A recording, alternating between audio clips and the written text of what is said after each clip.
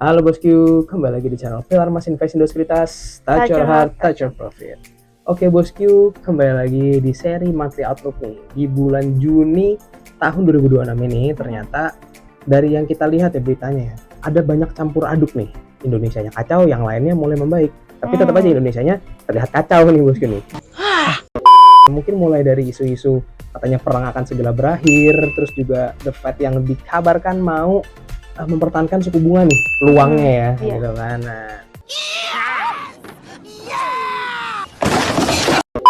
Nah, buat membahas apa-apa aja yang terjadi di bulan Juni kali ini, kita mengundang analis spesial dari Pilar Mas Invest Sekuritas, Arinda nih. Ya, lagi-lagi Arinda. Lagi hari ini ya. Biasalah. Oke bosku, supaya nggak tinggal infonya, jangan kemana-mana, tetap di channel Pilar Mas Invest Sekuritas. Touch your heart, touch your profit.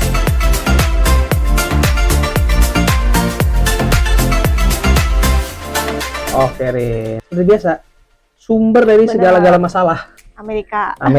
Nah, jadi kalau Amerika sendiri gimana, Rin? Nah, jadi kan kita tahu ya, perang kayaknya mulai mereda nih, gitu kan? Karena Amerika sendiri juga ada kekhawatiran untuk stagflasi aja. Jadi, stagflasi ya. Ya, jadi itu juga karena kan harga minyak mentah naik terus gitu. Jadi inflasi ini mulai mengganggu lah buat The Fed gitu. Waduh. Nah, untungnya karena kan tadi udah mulai mereda, artinya harga minyak mentah itu mulai menurun nih. Ini sekarang udah di bawah $80 gitu ya.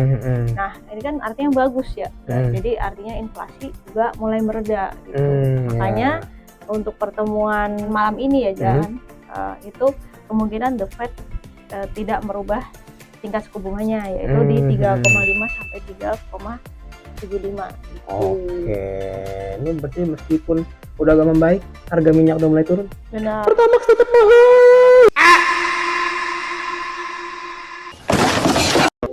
Terus juga mungkin yang bakal ditunggu oleh para pelaku pasar ya di Amerika itu ada GDP kuartal on kuartal. Di kuartal 1 itu kemungkinan akan mengalami kenaikan nih dari sebelumnya 0,5% jadi 1,6%. Oke. Jadi kemungkinan ini sebenarnya dari global kayak bau-baunya ini udah mulai meledak gitu. Apalagi kemarin kan ada IPO SpaceX kan udah selesai. Iya. Itu harusnya modal udah mulai nyebar nih. Oh gitu. Ini berarti maksudnya orang-orang juga udah mulai nggak takut untuk melantai lagi di bursa gitu ya. Bener. Jadi udah modalnya tuh udah bisa kemarin distribusi kan lagi. Juga kemarin kan ada isu-isunya uangnya ke sana semua gitu. Itu ya isu-isu bodoh aja lah. Tapi emang iya ya, karena kan itu IPO terbesar sepanjang sejarah.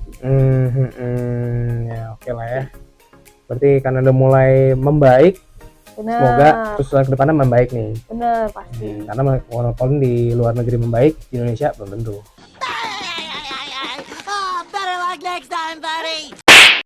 Oke, Rin. Nah, berhubung Eropa lagi cuti dulu nih di sesi kali ini, kita langsung loncat ke China nih atau Tiongkok. Nah, kalau dari China atau Tiongkok sendiri gimana? Karena kan kayaknya semenjak ada Iran dan US berantem nih, tutup-tutupan Selat Hormuz. Nah, ini kayaknya Cina nih agak kurang kedengeran nih gitu kan kabar-kabarnya nih. Jadi kira-kira gimana nih kabarnya? Nah, justru Cina memanfaatkannya. Oh gitu. Seperti yang udah kita bahas sebelumnya, Cina itu justru dia memanfaatkan, jadinya ekspor dia meningkat terus nih. Kemarin neraca perdagangan juga naik gara-gara ekspornya naik, terutama ke Amerika bahkan sekitar 30-an persen. Gitu. Oh gitu. Tapi ya memang ya wajar kalau inflasinya itu bakal mengalami kenaikan tahun ini, karena kan kemarin sempat harga minyak mentah kan naik tuh, itu juga wajar gitu ya. Nah, tapi yang menarik di sini adalah ternyata dari dia ekspor gitu kan meningkat, ternyata permintaan domestiknya lagi-lagi itu yang masih kurang memuaskan. Makanya dari pemerintahnya juga mulai menyuntikkan stimulus itulah, masih gitu ya, sekitar ratusan miliar yuan gitu.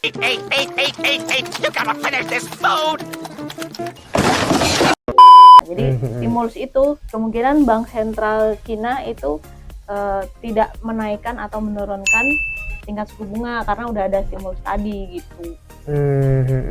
Oke, ini berarti emang meskipun China internasionalnya kuat, tapi dia ternyata domestiknya tetap aja dari bulan ke bulan sama ya, lemah juga. Selalu sama, iya gitu deh. Respect, power, banana. Oke, Re. Nah, tadi kita bahas China yang Benar. ternyata masih gitu-gitu aja ya sebenarnya ya. Benar. Menguat di luar, melemah di Yes, dalam, gitu kan. yes. Nah, sekarang tetangganya nih, Jepang. Kalau Benar. Jepang gimana, Re? Masih sama aja. Sama juga. Ya Oke. kan kita tahu yen kemarin masih melemah ya, Lemah bahkan ya.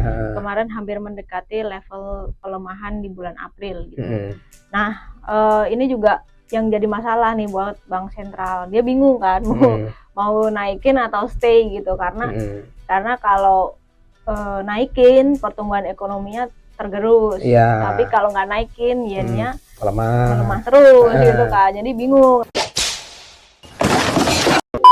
Nah, kemungkinan di semester 2 itu BOJ bakal menaikkan tingkat suku bunga lagi sekali. Oh, gitu. Oke. Ya, kan kemarin itu habis naikin dari 0,75 ke 1%. Itu tertinggi Panjang masa ya. bener, ya. Jadi ini jadi kasus yang unik gitu ya, karena kan yen tuh melemah terus gitu.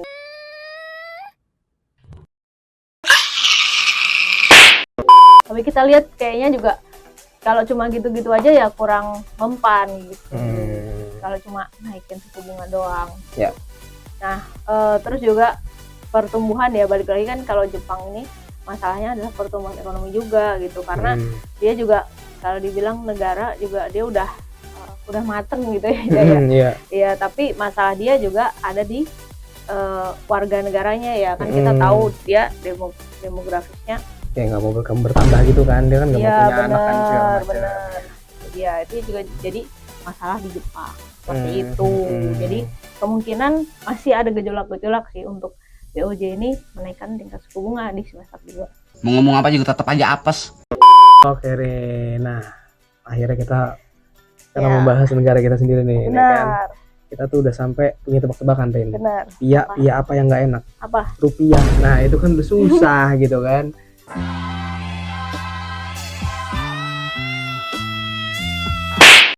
Nah, jadi mungkin kita bisa mulai dari IHSG dulu ya. Jadi kan IHSG itu di bulan Juni selama 10 tahun terakhir itu mengalami rata-rata return penguatan itu sebesar 0,43%, dan probabilitas penguatannya itu sebesar 70%. Jadi harusnya di bulan Juni ini mulai bullish ya gitu kalau berdasarkan historis. Ya.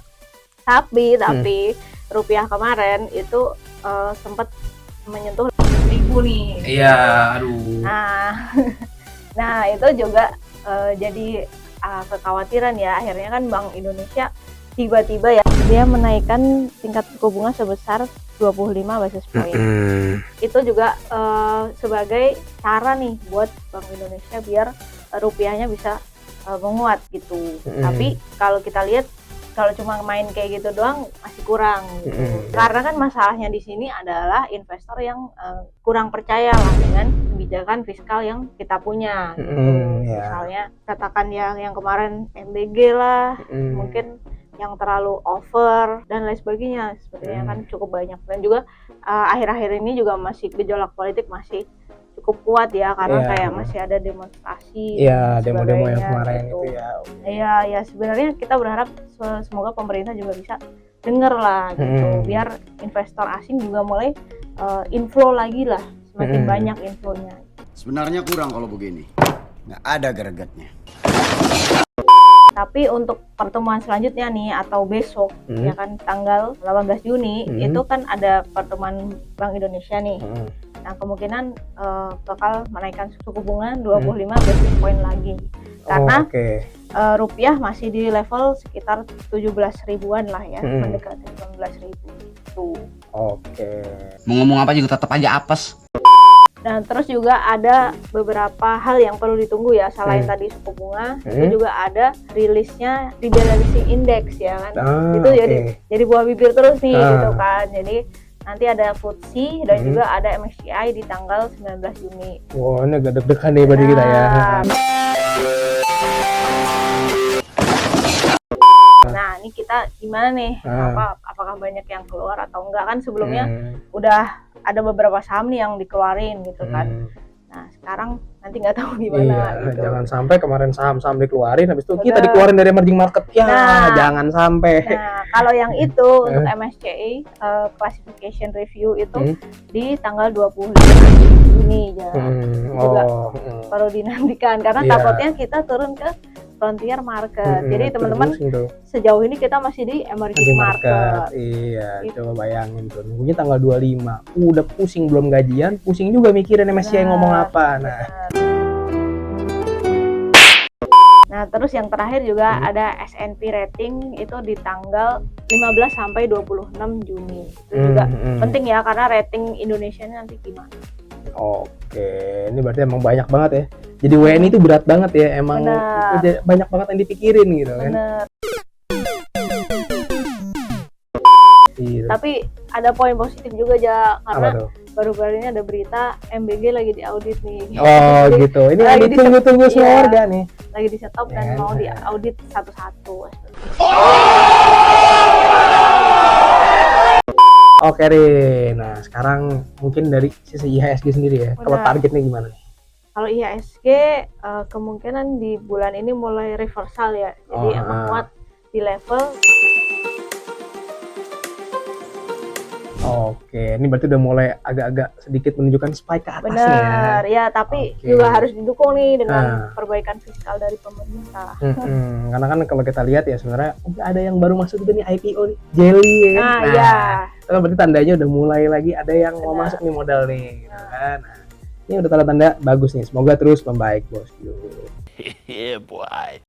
Oke bosku, jadi itu dia monthly outlook bulan Juni tahun 2026 nih. Semoga bisa menjadi insight nih untuk bosku dalam berinvestasi nih. Kita ucapkan terima kasih pada Arindan yang sudah membahas bulan Juni ini secara detail. Dan kita ucapkan terima kasih juga pada bosku yang sudah menonton video sampai habis. Jangan lupa like, subscribe, dan tonton terus channel Pilar Mas Invest Indo Sekuritas. Touch your heart, touch your profit. Pioneer Sekuritas Channel di Indonesia.